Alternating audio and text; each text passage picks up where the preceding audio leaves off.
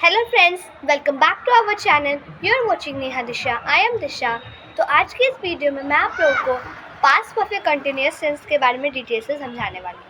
मेरी पिछली वीडियो में मैंने आप लोगों को पास्ट परफेक्ट टेंस के बारे में डिटेल से समझाया था। अगर अभी तक आपने उस वीडियो को नहीं देखा है तो मैं लिंक डिस्क्रिप्शन में दे दूँगी, आप वहाँ से उसे देख सकते हैं। तो चलिए शुरू करते हैं। अगर किसी वाक्य में मेन वर्ब के साथ रहा था, रही थी, रहे थे, इन सब चीज़ों का प्रयोग और साथ ही साथ समय के साथ से का प्रयोग हो तो वैसे sentences past perfect continuous tense के अंदर आते हैं। अब आप लोग सोचेंगे से क्या है, तो मेरी पिछली वीडियो यानी कि प्रेजेंट परफेक्ट कंटिन्यूअस टेंस की वीडियो में मैंने आप लोगों को से के बारे में बताया था। से को हम इंग्लिश में सिंस या फॉर करते हैं और ये दोनों ही समय के लिए यूज़ होते हैं।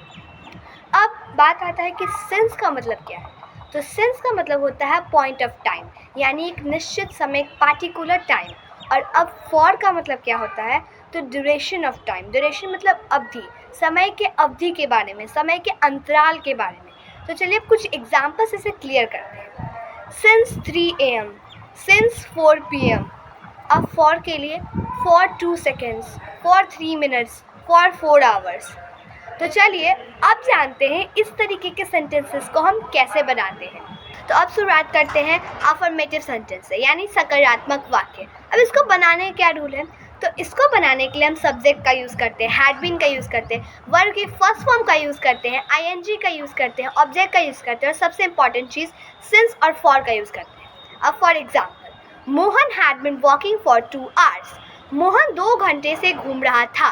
तो इस एग्जाम्पल में हमें क्या पता चल रहा है, इस एग्जाम्पल में हमें ड्यूरेशन ऑफ टाइम, समय के अवधि के बारे में पता चल रहा है, उसके अंतराल के बारे में पता चल रहा है, इसलिए यहाँ फॉर का यूज़ हो रहा है। Second example, I had been playing since morning. मैं सुबह से खेल रही थी। अब यहाँ पे क्या पता चल रहा है, पॉइंट ऑफ टाइम के बारे में पता चल रहा है, निश्चित समय के बारे में पता चल रहा है, इसलिए यहाँ पे सिंस का यूज़ हुआ। अब बात करते हैं नेगेटिव सेंटेंस यानी नकारात्मक वाक्य के बारे में। अब इसको बनाने का क्या रूल है, तो इसको बनाने के लिए हम सब्जेक्ट का यूज़ करते हैं, हैड नॉट बीन का यूज़ करते हैं, वर्ब के फर्स्ट फॉर्म का यूज़ करते हैं, ING का यूज़ करते हैं, ऑब्जेक्ट का यूज़ करते हैं और सिंस और फॉर का यूज़ करते हैं। तो चलिए अब इसे कुछ एग्जाम्पल के साथ क्लियर करते हैं। पहला example, Neha had not been walking for 1 hours. Neha 1 घंटे से नहीं घूम रही थी। अब दूसरा एग्जाम्पल देखते हैं, Ram had not been playing since afternoon. Ram दोपहर से नहीं खेल रहा था।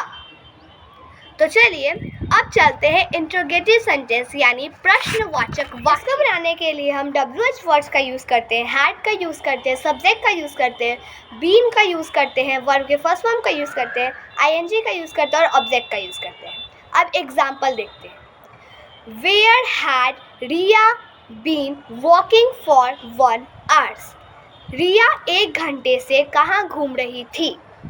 अब दूसरा एग्जाम्पल देखते हैं, since when had he been playing, वो कब से खेल रहा था। तो आज की इस वीडियो में मैंने आप लोग को पास्ट परफेक्ट कंटिन्यूअस टेंस के बारे में डिटेल से समझाया और कुछ एग्जांपल्स के साथ इसको अच्छे से क्लियर किया। अगर आप लोगों को मेरी वीडियो को अच्छे से समझना है तो मेरी वीडियो को इन तक ज़रूर देखिएगा। अगर मेरी वीडियो अच्छी लगी हो तो like, subscribe and share. Thanks for watching.